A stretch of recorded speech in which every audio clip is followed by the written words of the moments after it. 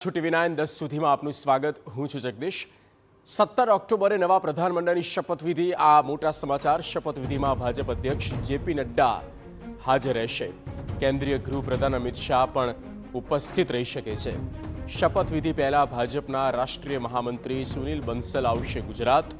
જે નેતાઓને ડ્રોપ કરવાના છે એમની સાથે બેઠક કરશે સુનિલ બંસલ। પ્રધાનમંડળના વિસ્તરણ અંગે આ મોટા સમાચાર।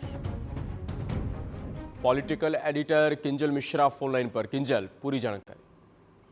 देखो, शपथ विधि ने लई अने एक बाद एक जो महत्वना समाचार है ते आवी रह्या छे। जेपी नड्डानी जो बात करवामां आवे तो जेपी नड्डा ए पोते पण राज्यसभामां गुजरातमांथी सांसद छे अने तेनी साथे ज राष्ट्रीय अध्यक्ष पण छे।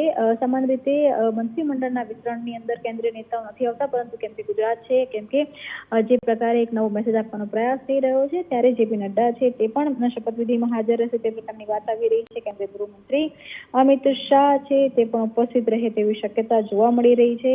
हालांकि शपथ विधि पहला राष्ट्रीय महामंत्री सुनील बंसल छे ते गुजरात आवी रह्या छे। जे पण मंत्रीओने ड्रॉप करवामां आवशे ते मंत्रीओ साथे एक औपचारिक बैठक छे ते करवाना छे अने त्यारबाद सांजथी लगभग मोडी रातथी जे फोन छे जे नवा मंत्रीओने लेवामां आवशे, नवा धारासभ्यो के जेमनो मंत्रिमंडळमां समावेश थवानो छे तेमने फोन करवाना शरू थशे। परंतु महत्वनो समाचार के जेपी नड्डा अने अमित शाह पण गुजरात आवी रह्या छे। आभार किंजल तमाम जानकारी માટે। તો જેપી નડ્ડા આ દરમિયાન હાજર રહેવાના છે। અમિત શાહની પણ ઉપસ્થિત રહેવાની છે। તો જે નેતાઓને ડ્રોપ કરવાના છે તેમની સાથે બેઠક કરશે સુનિલ બંસલ।